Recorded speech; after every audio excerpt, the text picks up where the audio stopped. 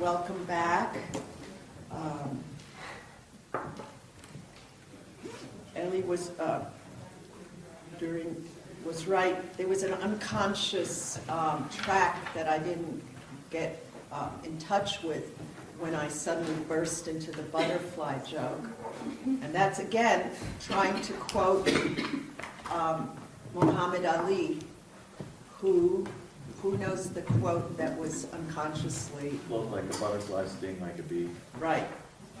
So that butterfly belonged to, it's his signature move.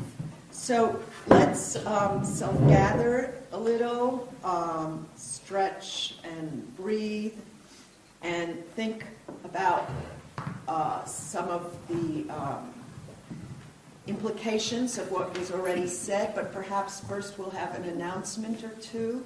But we will be thinking of the implications and try to bring this baby in for a landing, because a lot of things were said that might be mistakenly considered free association.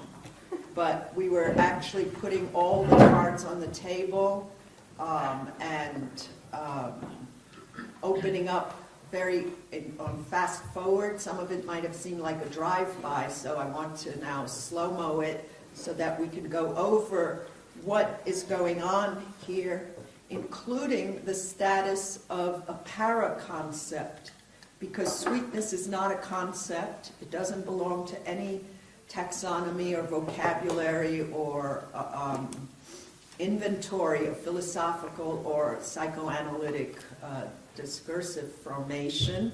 In fact, it's not even expelled. It just flies under a radar. It has no place. It's a nolo in legal terms. It hasn't happened. So it's an event of that which hasn't happened. So do not confuse sweetness with sweetness.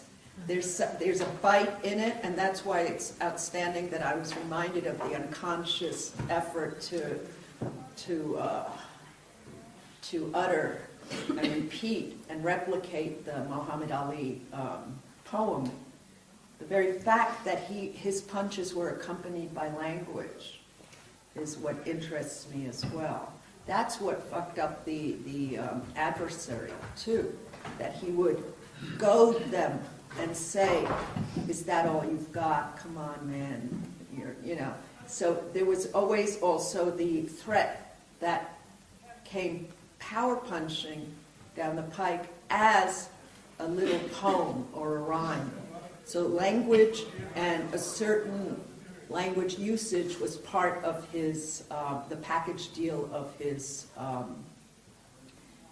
positioning. That's what interests me as well. So if Anne is introducing to us the thought of the sweet, the douceur,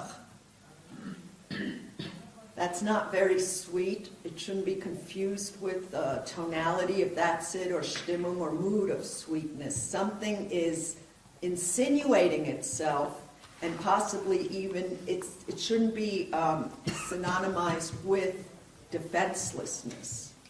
Because being sweet is also part of the arsenal of certain kinds of aggressions. I don't know if you know people who are just very sweet and get everything they want, So nonetheless, it doesn't belong anywhere, and we want to understand. There is a moment of sweetness in Kant that I want to alert you to before your announcement. I'm sorry for the postponement. Kant says that in the beginning, philosophy has to be served up the way a child is offered milk or something with honey spread around the rim of the cup. I guess that was a habit somewhere in Königsberg, that you can't just ask a child to drink something, but you sweeten it. So philosophy, which is harsh and bitter and no fun, and you can't play, needs a sweetener, an artificial sweetener or a real sweetener. He calls it honey, miel, Honig, to down it philosophy can't be down without a little bit of honey. He also says it's time to take off our little ballet slippers. Can't be dancing philosophy, like a butterfly, you know. And this is part of something else that we're not going into right now, but Kant's almost edict that in order to be a good philosopher, you have to write like a pig. You can't dance pretty. That's done with, and this is why a lot of philosophers who write beautifully are punched out of the ring very often. Derrida writes beautifully, Nietzsche writes beautifully. And ever since Kant, if you're a real philosopher, you got to let go of beautiful, because that's not philosophical. And even there's, for example, recently I read something by a woman philosopher who said, when I became a philosopher, I had to stop writing pretty or having a beautiful relation to language. Ever since Kant, who was very, very jealous of Moses Mendelssohn, who had a facility and a sweetness with locution and rhetoric, Kant said, and this is something that Nancy also shows in his beautiful, in Kant's beautiful prefaces, he says, look, I could write pretty, but I don't have time for that kind of shit. You know, Kant is in a hurry, he's got to establish the truth of things, and he keeps on saying he could write beautifully, but he won't. And it's a very interesting thing, the way Kant turns around the value of writing, because at first he complains, if you watch the stages, he complains that he can't write well. And it hurts Kant. Kant is the first philosopher who wanted to be an author. He wanted to write beautifully, and it eluded him. He wanted to have sweet phrases and so on. It eluded him. But he keeps on complaining that he can't do it, and then suddenly there's an almost imperceptible rope-a-dope switch where he says, I've got important things to say. I'm going to kick to the curb that you know, silly sweetness of rhetorical finesse. Fuck that. Okay, I'm translating freely from the German.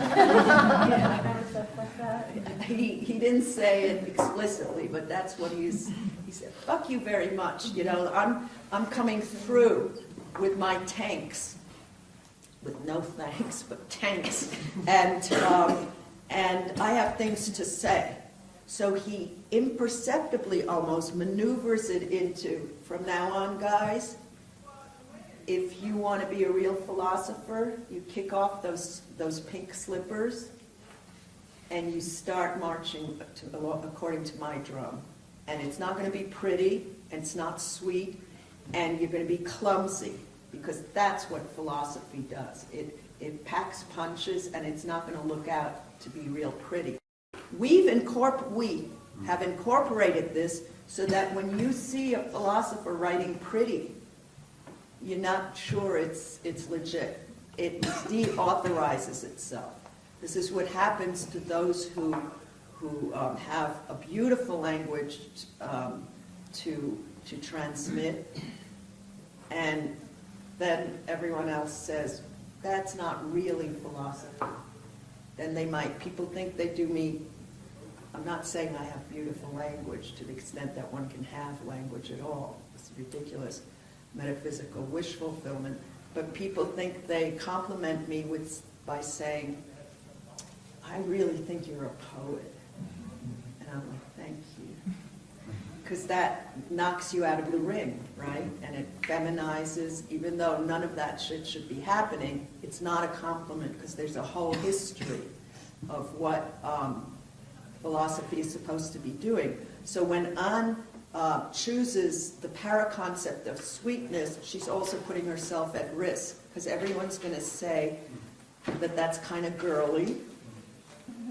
and that it's not philosophy, but it's okay because she's girly, so she can do it. It's transgressing in certain ways, and no guy's guy, I'm talking now in terms of constructions and phantasms, going to touch it, right? No one's going to say, I want to pick up where I'm left off and start talking about sweetness. Yeah? I don't think so. So we want to, I'm just making very provocative statements of the risk in going to places, if I may say so just again, I don't like to sign on to such statements, where you pick up a paraconcept that's off the cognitive grid and also working on a parallel track to Christianity, because sweetness can fall into or rise up into the meek. The sweet shall inherit the earth. No, the meek shall inherit the earth. Or stupidity or idiocy, when Dostoevsky, who was very much of a believer, wanted to find the ultimate figure for Christ, he came upon the idiot. And you may know that there's all sorts of movements, such as Fools for Christ, and the way that, you know these movements? No, I didn't. You didn't know? No, that, look, think of the zoography of that God loves, what kind of animals? God doesn't choose lions, and like the way, look at Nietzsche's animals, you know? They're all killer predators, right? Eagles, snakes. God, you know, had the thing with the snake going on. And the cows? The cows, you just messed me up there. That goes to the sweetness. Thanks a lot. I need you to think with me. The cow is the exception, the state of exception. Mean digestion. Okay, you guys, are you like with me or against me? I'm just saying, what does God like? Sheep. Meek sheep, flocks of sheep that bleat and don't have, pride, a lion's pride in every sense. God likes very little humble animals. Bunnies. Bunnies is Heidegger and Playboy. What about the whale? What about the whale? Is that not sent by God as well, or does it come from? That's a whale of a problem. You're right, Jonas and Melville. In San Francisco, there's a gay bar called Moby Dick. Now, what does that have to do with it? So, I'm going to let you make your announcement. Tomorrow we're doing a group picture with wonderful professors, so bring your cameras. And, wash your hair or whatever. Put on your makeup, all of you, or something. So, yeah, let's do that. I think you'll like that as a souvenir. The hills are alive with the sound of music kind of pictures, games. We can have different poses. Yeah. We can all jump in the air. Yeah, that would be really angry thinkers. You were fools for Jesus. Yeah, fools for Christ. So when Dostoevsky was looking for the exemplary translation of Christ, he came up with the idiot. And there's all sorts of things on ignorance, Christian theological doctrines on ignorance, and meekness is not one of those high-powered positions, but that is kind of necessary because God is the almighty, I'm stuttering because I'm repeating these tracts which say that you can't even pretend to know God, as you all know. It's about belief or faith. or leaps of faith, because knowing God is too great for any knowing to happen. So the favored figures very often, well, I don't want to go there right now. It's too much. I wanted to say only that Prince Mishkin in the novel The Idiot is the sweetest being on earth that Dostoevsky recruits to the cause of trying to figure the goodness of Christ. So that one of his features is, for example, when people are viciously laughing at him and teasing him, he laughs with them. And he's so sweet that he, as Anne was saying, there's a kind of ultra vulnerability that has no anti-ballistic shield. Everything that comes at him, which is persecutory, is absorbed by him with a little smile and a kind of excess of sweetness. That excess of sweetness is called idiocy by Dostoevsky.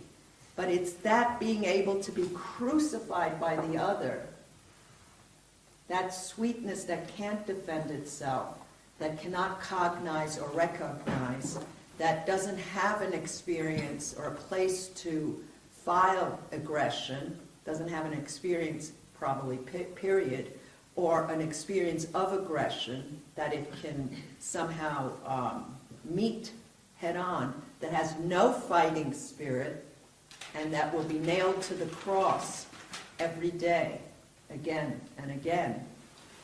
This is the kind of figure or disfiguring that we're moving toward ever since Phyllis Wheatley, right? When you're screwed, and by the way, the end, if I may refer to the work called Loser Sons that was referred to, the last chapter is called The Turn of the Screwed. You may hear the resonance with The Turn of the Screw, and for me it's about the screwed having their turn at things. But to be sweet in a non-manipulative, non-cognitive or calculative way, first of all, is it possible? Let's go Derrida on this. Let's hitch a ride with Derrida. Is sweetness possible? Is it possible, or is this the impossible? Is it recognizable? Can one even say in the syntagm, the event of sweetness?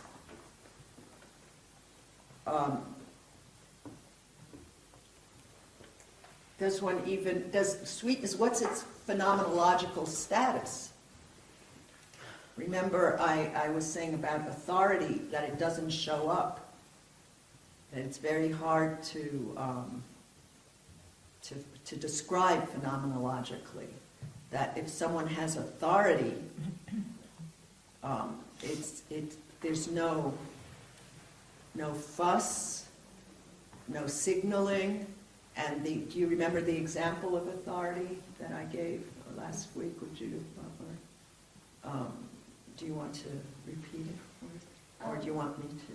The office? Yeah. When there's a teacher coming in for office hours, and you come in, and all they have to do is raise an eyebrow. Okay, so you're giving the telegraphic message. But when someone comes into your office, let's say, may I? Yes. And they intrude upon you, and you want them out. If you're to pick up the phone and call security, or yell at them, or freak out in any way, that shows that you have no authority.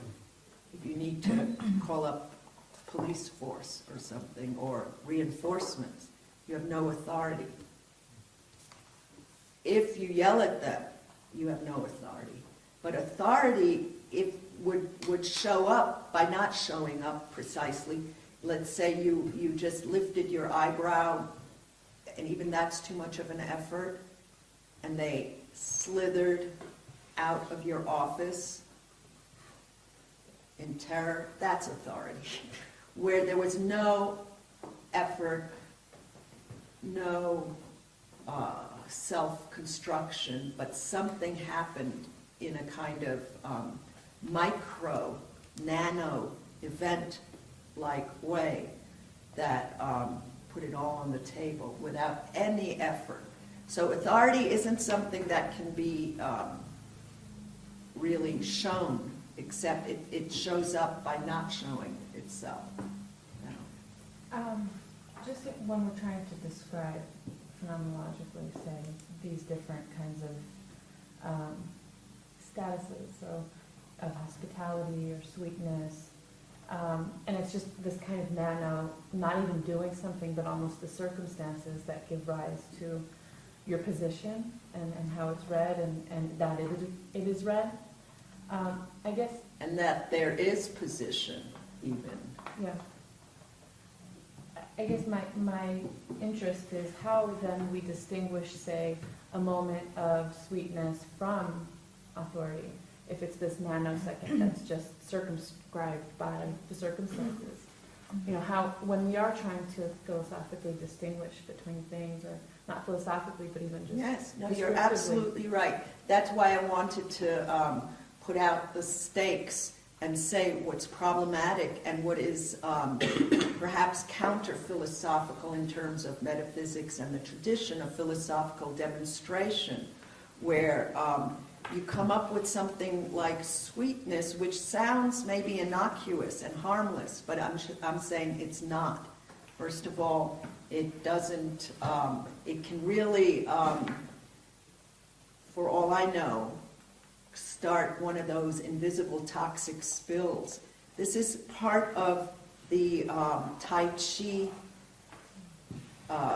maneuvers that we were, quasi-maneuvers that we were talking about, because we're not coming in with special effects and the Zarathustra of Strauss, dan, dan, dan, the nihilistic,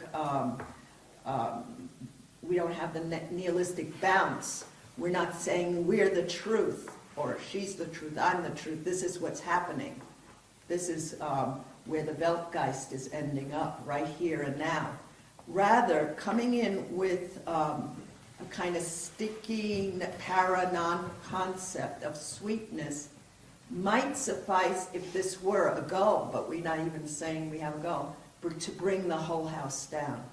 You have honey all over the place. That's enough to make philosophy go, ew, and get sticky, and you can't grab onto it. So this is very possibly what we're trying to do today, is to show alterities and alternatives and the invisible channels of some sort of internal fight that you can't even entirely master, grasp, or pin.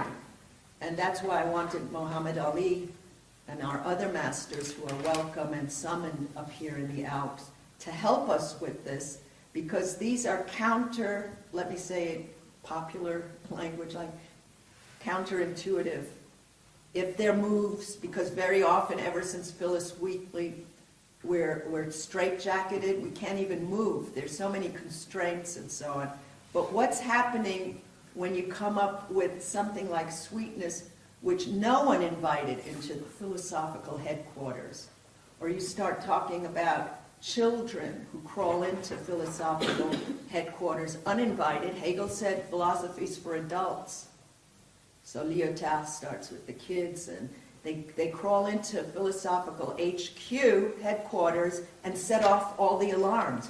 Children were used and recruited by philosophy, like idiots were by the empiricists, who needed to prove and score some points about what happened to memory and language, or how and understanding prior to understanding. So a whole bunch of idiot types were invited by the empiricists to sit down and be interrogated.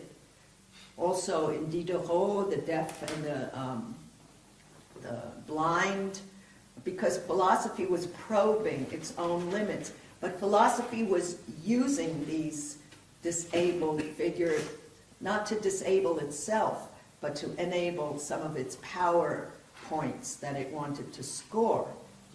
What's an idiot type? Sorry, like what would count as Right. So, for the empiricists, and the idiot comes along with that whole train of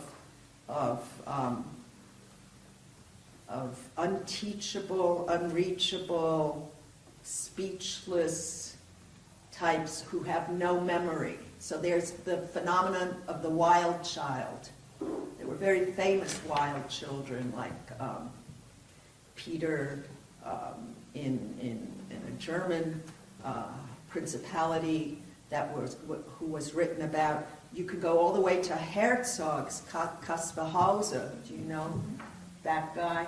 And all these or even those of you who know the work of Lanzmann, Claude Lanzmann, The Shoah. Very important documentary. Have you seen it? You should. I'm really shocked. In which there's a witnessing, we can't say consciousness, but there's an idiot, medically described, someone who has no cognitive capacity beyond the age of 3, who's watching the whole film, watching itself, document itself. And that's, in a sense, the one who's the witness, who's called to testify but can't speak. Joan of Arc was illiterate. But this also means very often the saints and those who are highly valorized in Christianity and history, they have to be on the side of ignorance because they're not taken up or powered up or pumped up by cognitive concerns. Joan of Arc was booked elsewhere. She had a transcendental hearing, cabling going on, and she had to take a call, which meant she couldn't be occupied or preoccupied by certain kinds of écriture and writing and inscriptions. She had to be a clean virginal slate, so she could take the call and become the great warrior figure for the Christian warrior of France. But why is it accidental that she was an ignoramus, or is that part of her? The meek shall inherit the earth. The powerful ones are the ones who aren't bookish or booked in material ways on the side of death and excremented. This is still part of the prejudice against writing and books and book cultures and Jews.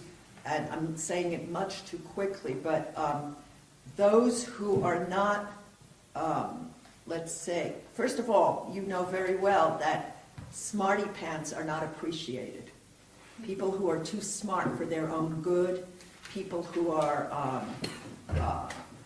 wise guys, another word for mafioso, people who, any smartness or shrewdness is thrown into doubt and question by all sorts of cultural determinations and situations.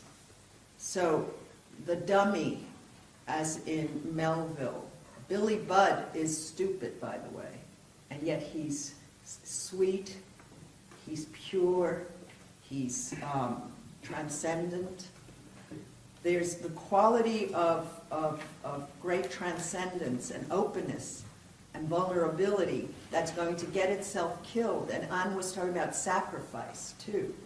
You show up sweet and vulnerable, and you're going to get a big smackdown one way or another. And yet, that may be what will pitch in to your canonization, right? So the most finite, the most vulnerable, the meekest are the inheritors. Nietzsche couldn't believe that these powerful Roman soldiers were brought to their knees in front of the image of a tortured, crucified God. He said, what the fuck was this about? A Roman soldier is brought to his knees? And then this is the transvaluation of values. Suddenly the most vulnerable, the sweetest, becomes the greatest value. And this is turning around Roman values and all the, and if the Vatican is in Italy for Nietzsche, that's, oh my God, you know, what's happened here. But for Dostoevsky, the Vatican isn't Christ, it's actually too powerful. And it's too earthly and too manipulative, and it has its own banks and so on, so that's not Christian. Christianity is the utter destitution of the idiot who isn't even armed with cognitive defense systems or a psychic kind of mapping that can deal out, even if it's, you know, Nietzsche said everything is a matter of dosage.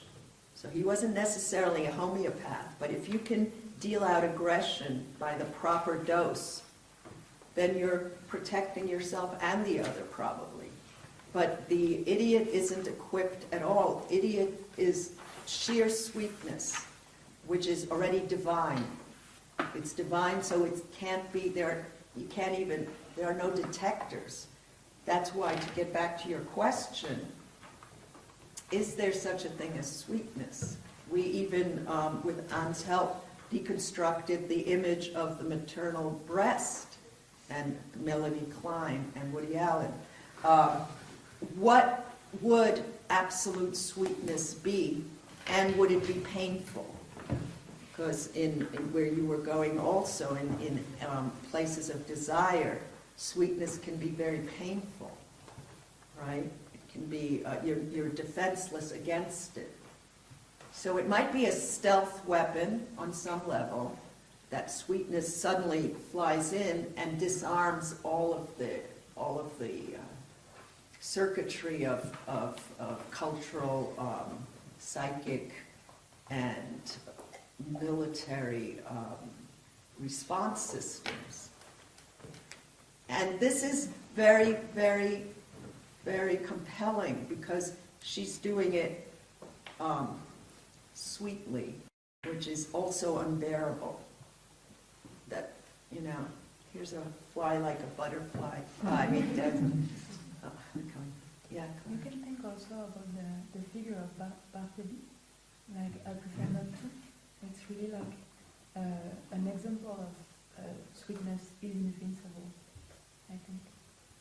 Yeah, Bartleby, where you have more to say, I think, about the where one is strapped in with kind of endurance that that is, as Clara just said, invincible. Tomorrow, by the way, I will be talking about, among other things, technology, media technology, and the way certain philosophical busts or sting operations have occurred through the incursion of media technological thinking, notably also by Friedrich Kittler, who taught here, and starting up with Heidegger's what is called Die Frage nach der Technik. So the question concerning technology and how technology breaks up and breaks into all sorts of metaphysical premises. So it's interesting to see that the digitalization of information and of technology is going more and more towards some sweetness. I mean, it's no longer even a button that you push on it, it's something that you just touch, and maybe in some years or months, something you will just look at. So this touching process is being internalized and spiritualized in a way, and how does that, how can we reflect on that? How is it going to change our touching, possessing relation to reality? Because what I just want to say, I agree completely that in the sense I was trying to push this para-concept, I like the idea of the para-concept, it's the unbearable. I think the strength, the inner strength, like Blanchot, the extreme of sweetness is to make appear the violence that undergoes the other, whether it's the other individual or the social organization. The simple fact that the sweet one doesn't respond, not that it's only defenseless, because it's a weapon. So if we can think about a sweetness that is neither just having no defense, neither being obliged to it but a choice, a kind of ethical choice, then it's becoming a weapon. But this weapon means that you are not going to respond in the other's logic. It's about, like I was telling with Alice in Wonderland, changing scales. So the other compels you to respond here, and you're there. So the simple fact that there is this gap, this time, space, speech gap, and that you're not where you're supposed to be, idiocy being one of these places, but there are others. Gandhi invented one in front of the English army, for example, but it's not the only one. But this displacement can bring, as you said, the whole thing down, I think, because it not only it distresses the other that has already prepared his, tournament, but it brings out the violence on the other. And it's interesting to see that also in a psychological ground, when you have child that are killed or not abused, but in the sense of tortured, usually it comes up in the trial of the parents or the one person that it was just unbearable that the child continued to love or to greet the torturer, and that had to come to be put to death, to be silenced, because that it continued to be the witness of the other's violence and the other not being able to stop this violence. The simple face-to-face is unbearable, and I think that this trend, to me, sweetness as a strength is a process of transformation. It's a metanoia. So but without truly wanting to change the other, but it's because it's an ability to change scales. It has a direct effect on the situation. And I think it's an interesting tool for today, because as we were trying to think it over in the class, the capitalistic movement, without wanting to blacken it, but it's a logic of digestion and digesting everything, and especially it strengthens it reinforces its strength with the adversary. It eats every kind of revolution that puts up, or even that system of adversity is eaten up by the capitalistic movement as a whole. It's a logic of the eating the object. So how can you, no matter what instrument you bring up, weapon, response, you're probably going to be acknowledged, fought over, and then ultimately eaten up. And it will, you will become that's why I said the hacker becomes the ally of the Pentagon. So it's how can you respond? And I think a certain, maybe too idealistic vision of sweetness, but could be one way to think of this resistance place as not eatable. I have this, for example, this story. It's not an illustration. It's more something to think over. But there was this Italian soldier. He was at the head of a little battalion, some men, and he was losing his strength and had no more weapon, and he was in a very, very bad situation, but he had ordered to keep the bridge, it was on the First World War, but he knew he was going to be defeated. He didn't know when and how, but either it was starvation, either it was defeat. And then an evening he hears the enemy coming very close. So he says, okay, it's going to be now or tomorrow. And he doesn't know how to say it to his man and his soldiers. And that night he hears a gramophone. He hears a music. Well, he doesn't understand at first where it comes. And it's a song. It's a lyric song. And he's so surprised because it's a song he knows very well. And it's like, at first he thinks he must be out of his mind and hallucinating, and maybe it's because he has been hunger so much. And then so he decides to walk, and he says to the sentinel to just go to sleep, and he will take his turn ahead. And he goes towards this listening, and then he's caught by the enemies because he didn't sort of be aware that he took too much risk. And he's brought to his equal in the officer of the other army. This is all true, it's history. And they come up, I make it short, speaking whole night long of the song and of this, and the other is listening to this song and saying that it is sort of a doo-doo or whatever, a hobby horse that he brings with him all the time. He's sort of protecting a song. And nothing is said of their position, of the issue, and he's released. And so he comes back in the morning, and he says to his soldier, you have to prepare for death and everything. And then they wait hours and hours, and they realize the other is gone to another. And so they all outlive. And I think that's a story of sweetness in a certain sense.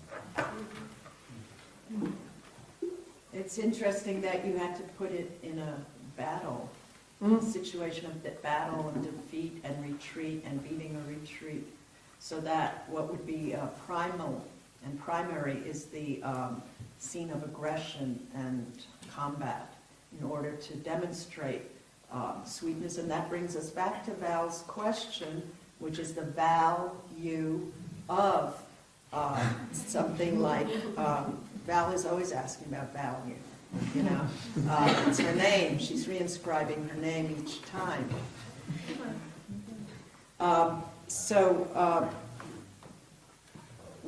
Whether this is describable at all, why we had to take the detour through music, which is very important in the magic flute again. We've discussed the apotropaic use of Mozart of the flute. Mozart hated the flute, and then he makes it the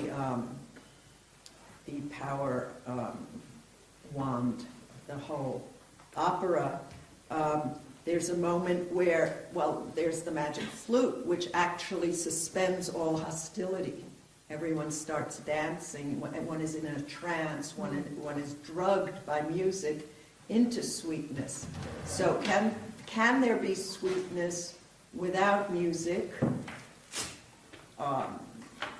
Is it a standalone paraconcept, or is it so debilitated in a certain way that it needs to be held up or accompanied by music, by drugs, by all sorts of ways of shredding and shedding all of the defense mechanisms around which we are organized?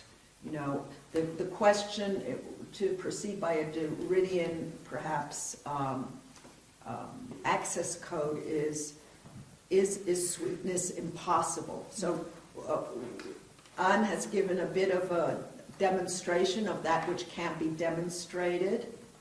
The question has arisen of why this is off-field in terms of psychoanalysis and philosophy and other discursive formations by which we're... As you said, it's only under suspicion.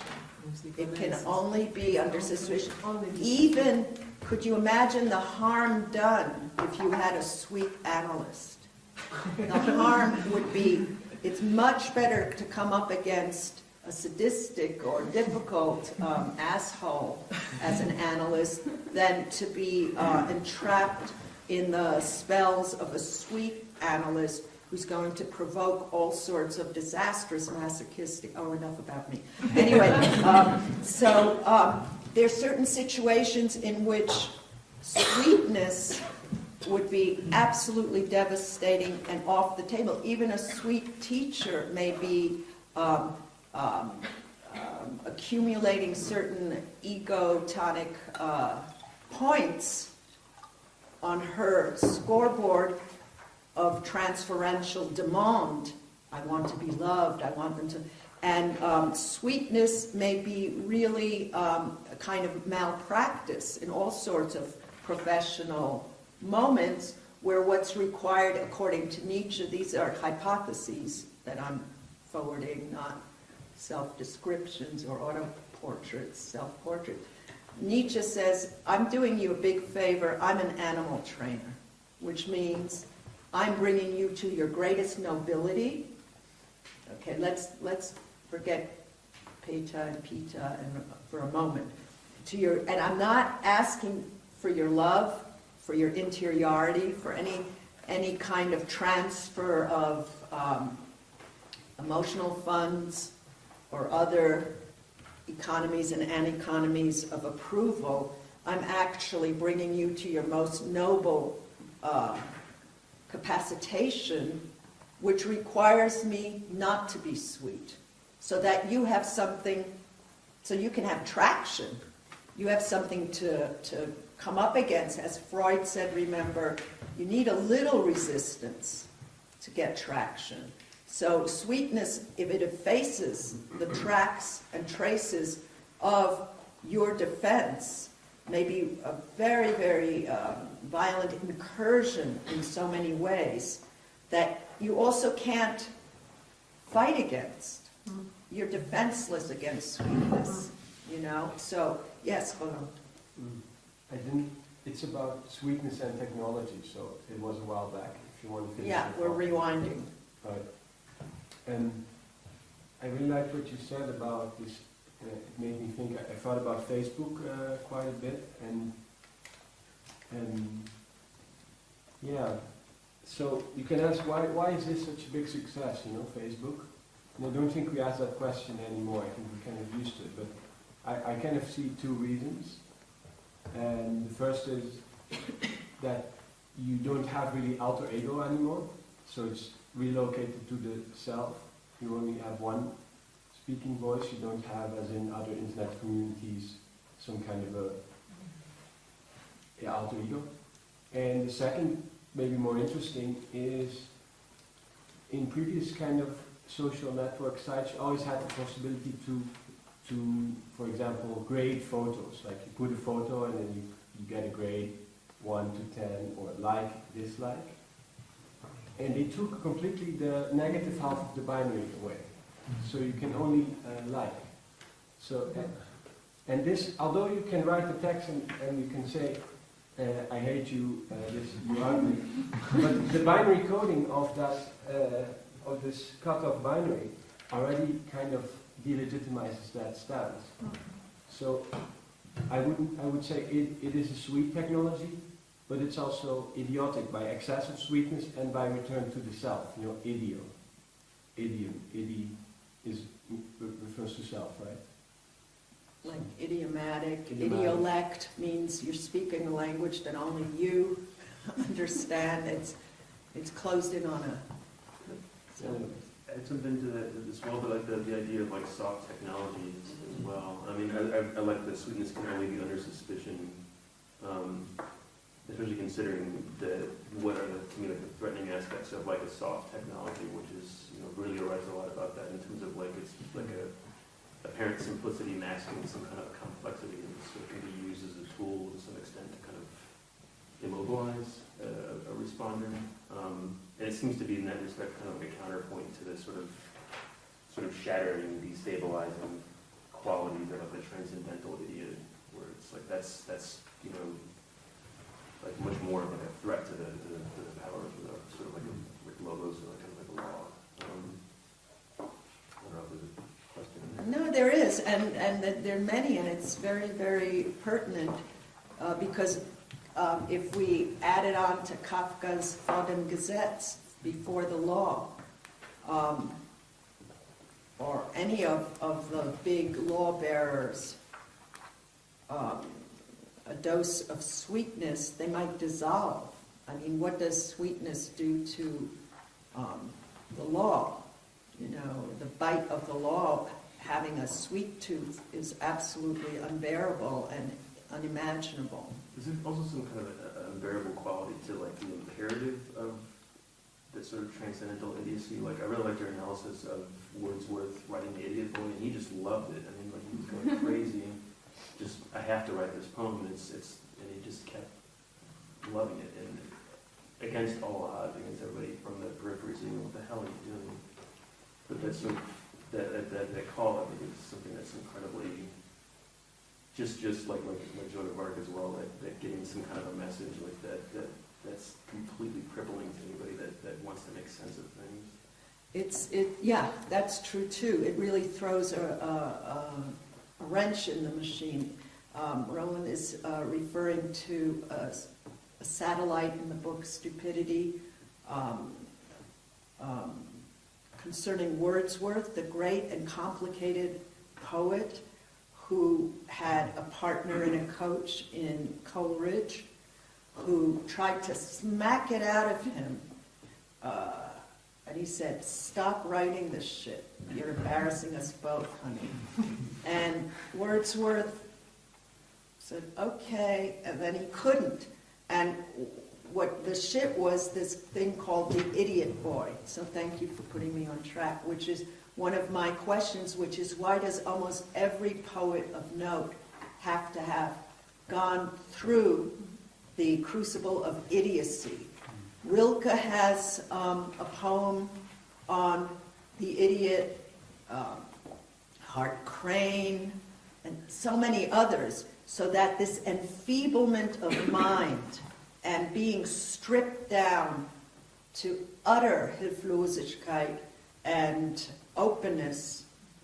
In Hölderlin, you have a real fast movement of replacement from his text, his very important poem called Blödigkeit, that, by the way, no one has translated in terms of stupidity. They can't even, like we saw yesterday, remember that Kafka translators couldn't deal with the Gefühl der Nichtigkeit was?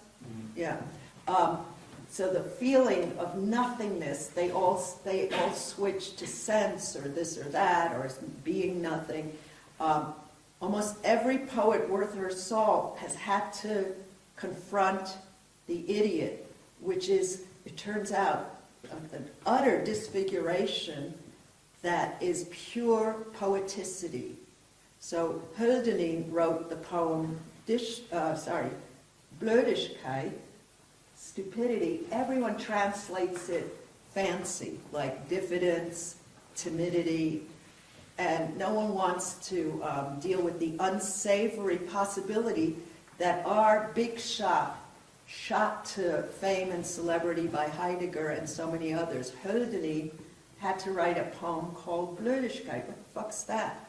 You know? And he himself tried to supersede, erase, and overcome his attachment to stupidity by parachuting in another poem called Dichtermut, which Lacoue-Labarthe writes about beautifully, and so many others do as well, which means the courage, le courage du poète, or the courage of the poet.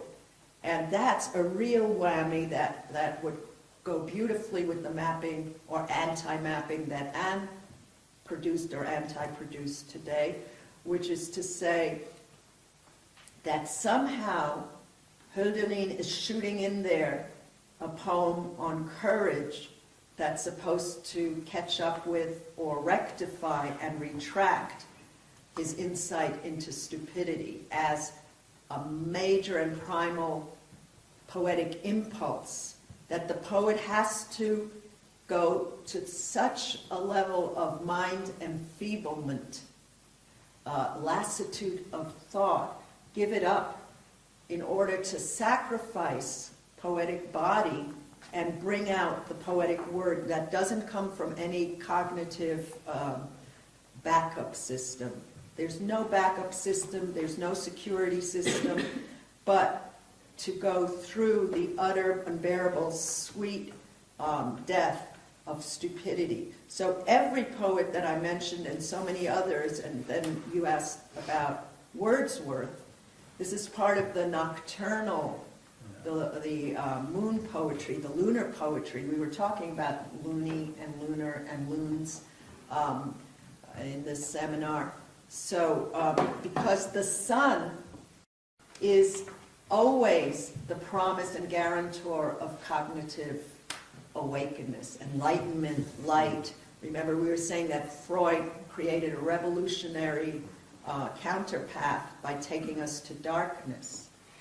So the dark poem of Wordsworth, called The Idiot Boy, Coleridge said, "You are not coming out with that. I'd let you come out as anything or anybody or any strange mutation, but not with that poem and not with that title." Because really, the idiot boy, and the idiot boy, Coleridge said, his partner, Coleridge, who was a major addict, by the way, and this really cleansed his chakras when he saw him. My best buddy is writing this. This is not okay. The idiot boy, he said Coleridge is like nursery rhymes. What the hell is wrong with you? He really tried to smack it out of him. And Wordsworth said, I can't help it. I had an ecstatic sense of glee, was his word. When I wrote it, I still love it. I can't detach. I cannot mourn it. I can't let go. And so I was trying to read this as kind of a scandalous yet apparently necessary poetic affiliation with idiocy. For Wordsworth in another, and then Coleridge said, you write an apology, and you explain that this isn't what you meant. So he writes something, and then it gets even worse, because he says that, because Wordsworth was a real revolutionary too, and he said, you look at poor people and the way they treat their idiot children. This wasn't a metaphor, then he meant children who are disabled and can't cognize. And it's such an outpouring of love and compassion that you don't have that among the upper classes. The upper classes lock up their idiots or somehow repress or oppress them and torture them and disown them and disavow them. But the poorer classes embrace them.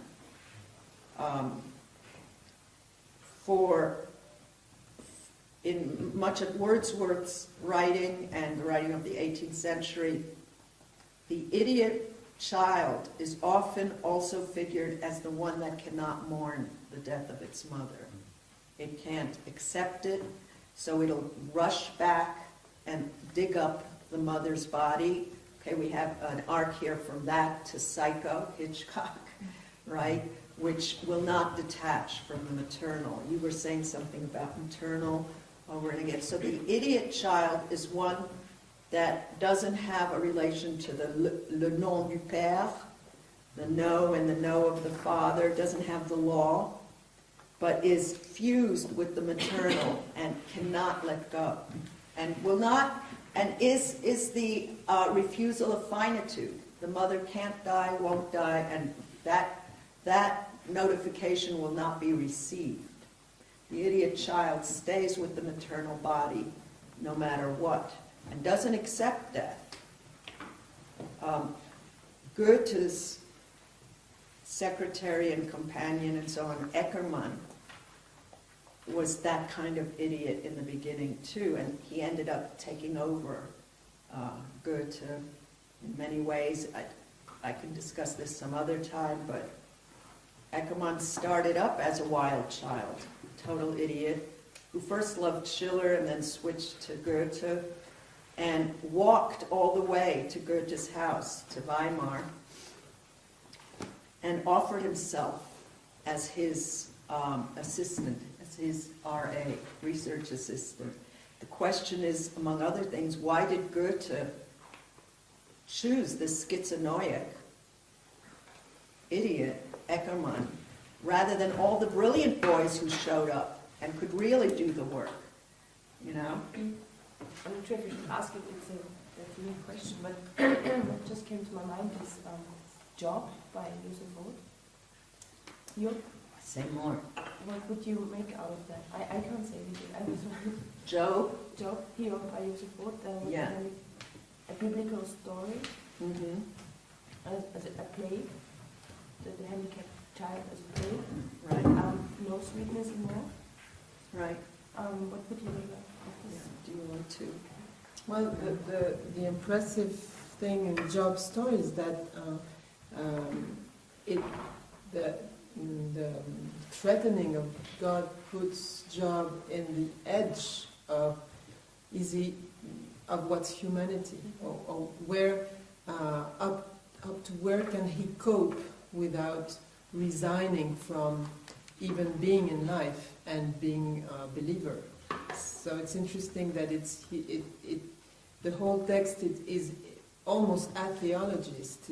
It's really an edge of theology, and wonders about this sort of, idiocy of Job, saying I maintain this loyalty in whether all the catastrophe comes as a test, as a figure of the test, but what makes him stand or cope?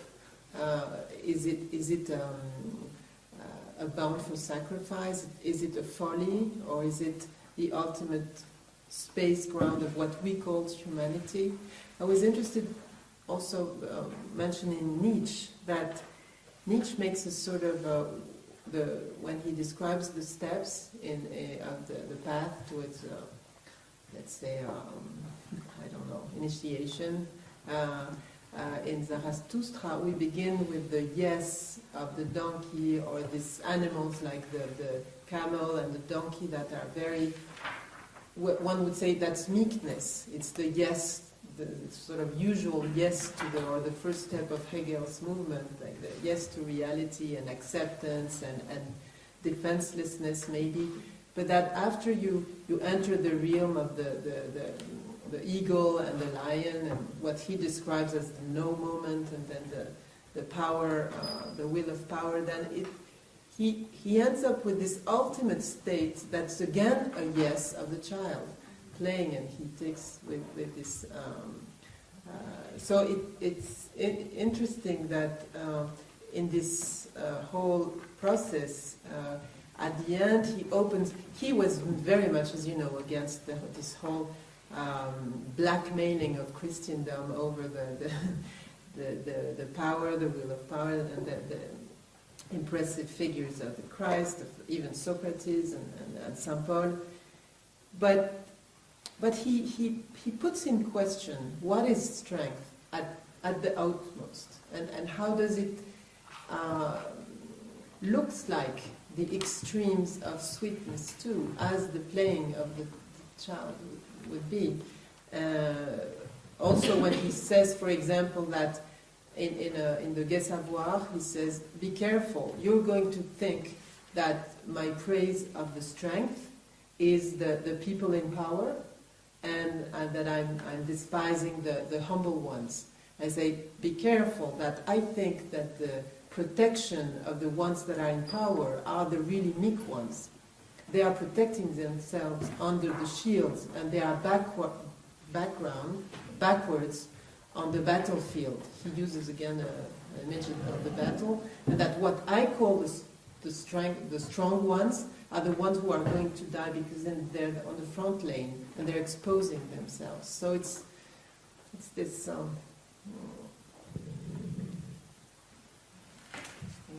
Good.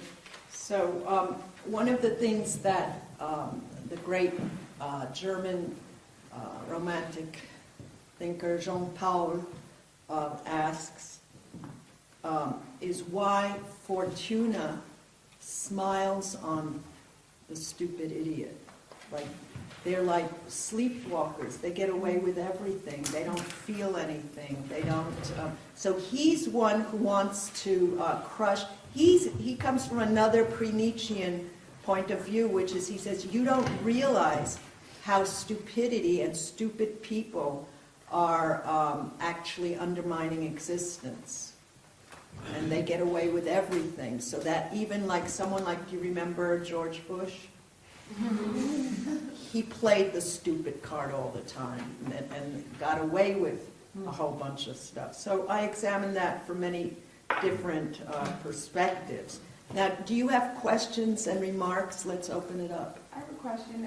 Going on to the matter of dosage, that nursery rhyme, a spoonful of sugar helps the medicine go down.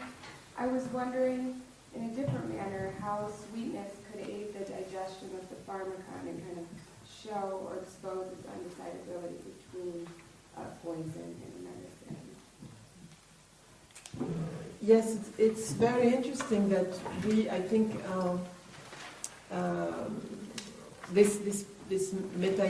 this power of transformation implies, in a way, if sweetness is a decision, if it's not only the only defenseless way to act upon reality, or if you are not disabled, if it can be, again, it's an hypothesis, and we might be dealing here with a limit, an edge that is not sustainable. But if it's a decision, then it's bearing its own violence. It has to.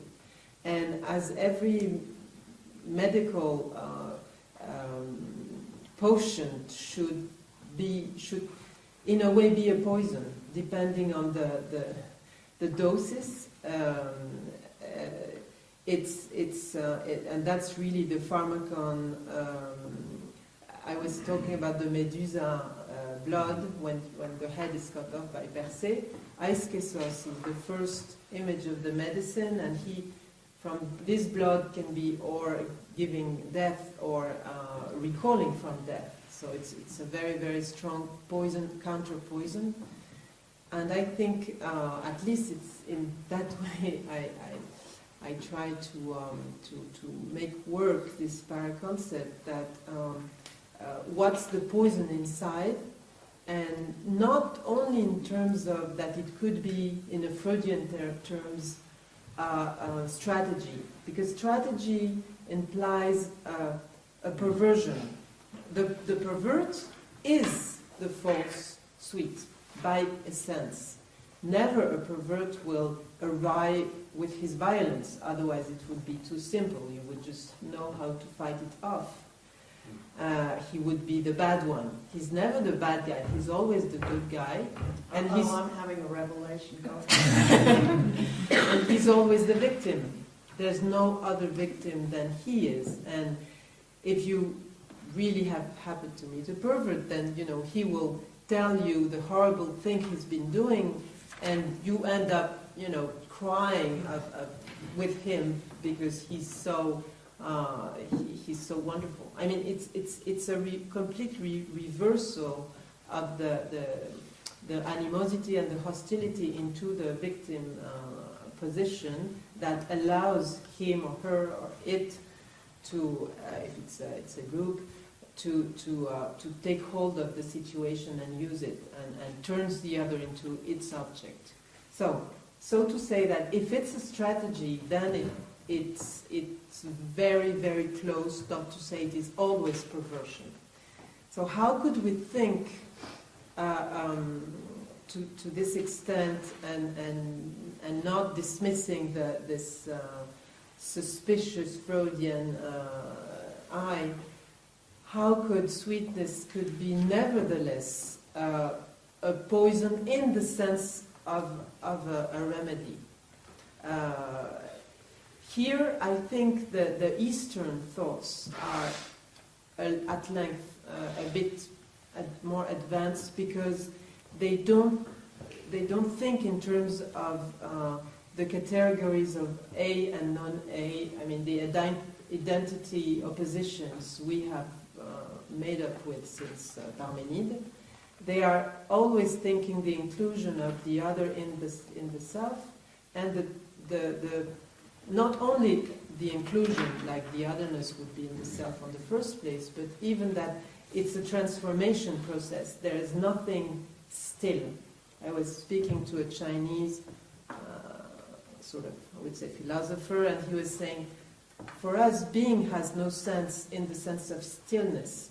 We can't even think that over in the language, in the Chinese language, because it's already always a process. And in this process of the one could say becoming, but then we would have to think a becoming that's not opposite to being. So let's forge this. The negativity or the otherness is already in the process of transforming, and like if like you would put the poison into the remedy and let it act upon, but without being a strategy. How could we think that over? I'd love to invite more commentary. Let me just say one thing. If we now, we've been doing some close-ups, but let's also do panoramic and realize that sweetness is a highly valued category. And so I would urge you to start installing the app of hermeneutic suspicion whenever you are confronted with something that unanimously seems harmless. So you should have the sound effects and the musical track of da da da da. Something's going on. If we have a unanimity of calmness around a value or a phenomenon that looks like it's good news, because sweetness is also an American, let's say, mood channel, where even the banker who's foreclosing you is going to smile and shake your hand in that David Lynchian kind of way, you know. So this is something that Anne is also bringing to us, which is, first of all, discovering this, if it's a trope, the trope of sweetness, which goes up against Nietzsche's discovery of ressentiment as a motor of action and non-action and distribution of value.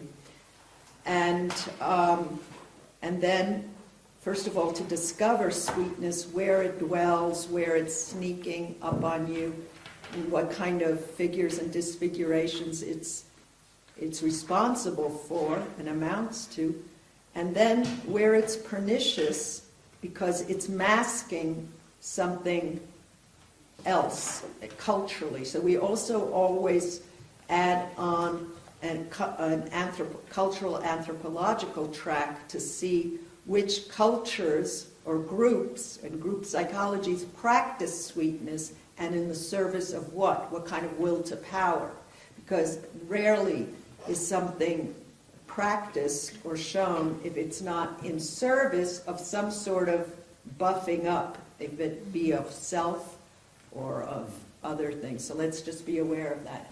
Because you say the sweetness is approved and sold almost as the good value, and I think to me precisely that sweetness is everything that sweetness is not. So I wanted to go directly in that field that the neutral doesn't give us. That is, I mean, because the neutral is already, yes, on the verge of where I'm heading to, but it hasn't been adopted yet by society. It's threatening, so we leave it beside. As sweetness is just organized, you to sell something, you have to put some sweetness in it, and then you're sure that the sale is going to go up, basically. So I wanted to show through this, but yeah, like when you say to sweeten a deal. Yeah, and I think I wanted to show that, but we could take many other words other than sweetness, that this is a way our consumer society does it's a pervert movement that ends up something with the same thing that it's end up. Like I think if psychoanalysis will end up, it will end up through the psychologization of the society. It's psychology that's going to end up with psychoanalysis. It's not anti-psychology. It's sweetness that's going to end up with sweetness. We have never been, I think, in a world so violent, so terrible in terms of relationships, stuff. I mean, I don't want to compare here with Middle Ages and stuff. It's not this idea that, you know, this sort of nostalgia of another world. No, not at all. But I'm saying that we have never let's say it has always been violent, the world, but it has never been so concealed. And how is it concealed? For example, through sweetness. And this is the concealment part I wanted to try to rip up and say, what are they selling you there? This we are speaking strategy. I mean, maybe not thought of by, you know, Big Brother I'm not paranoizing something, but this is why I'm, and also maybe as if we eliminate that problem and just in terms of the neutral and the sweetness, I think that what is lacking for me in the neutral is the relationship part. So how could, from the principle, I have to think that that's maybe my tropism as a psychoanalyst, even in philosophy. How do we already think with otherness and with the relationship? Because we're coming from that and we're still keep forgetting that. So otherness is on the principle and not after.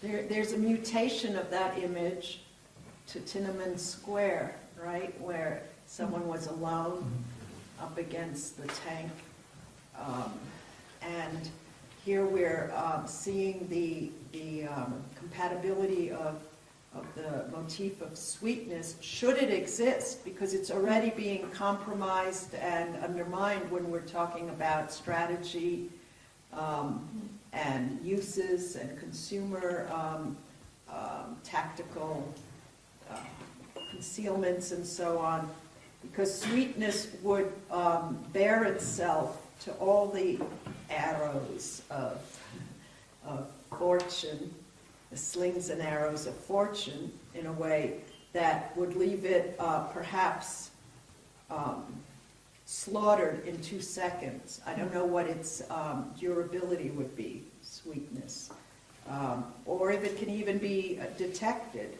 by any kind of night goggles or... I kind of wondered if it could be depicted too, because I'm thinking about it.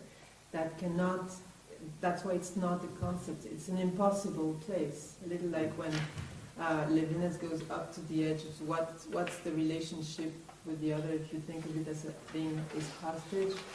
It's trying to be on those lines where you risk the abolition of the same idea you're trying to put up with, and because it's undermined all the time, as you said, you cannot build anything probably on it, but you can maybe use it, and there we go, the strategy again as a ballistic place, as you would say, maybe to interrogate what's going on, what's happening.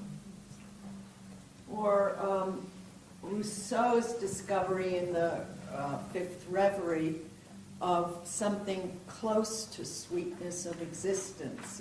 It's a big ontological blockbuster, the Fifth Reverie in the Solitary Promeneur, where suddenly time, presentiment, relation to being gets somehow felt. What I'm saying is, if it can be an experience as a term, as a concept, as a thought, maybe too full of action and piss and vinegar, as we say, to be sweet. Experience has peri in it, it goes through danger zones.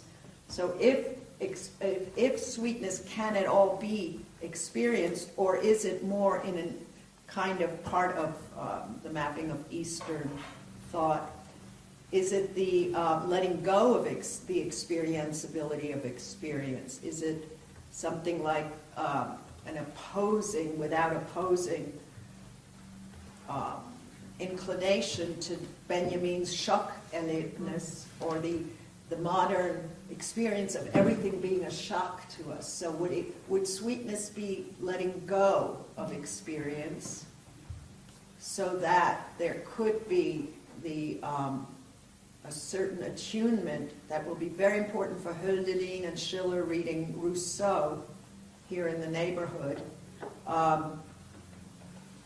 that is allowed for, that stillness that opens up existence, which could only happen in the proximity of something like sweetness that doesn't run interference, doesn't even allow for the adventurousness of an experience, but is close to a quiet zone that we barely ever are granted, so that it would be very, very slow down of time, all the pressures and intrusiveness of some of the existential categories with which we're familiar. So can sweetness be even part of an experience, or does it call for another thinking of our relatedness to being? This is one of the questions. Remember that Heidegger, of all people, or Daseins, disables all of the war machines in terms of thinking. He's not interested in polemics or polemology, the science of war, but the quietness and the sweetness of the co-intrication of Denken and Danken, which I'll just turn into a thank you to you for today. We have a lot more to say, but maybe we can have some sweet desserts now, and let's just thank you.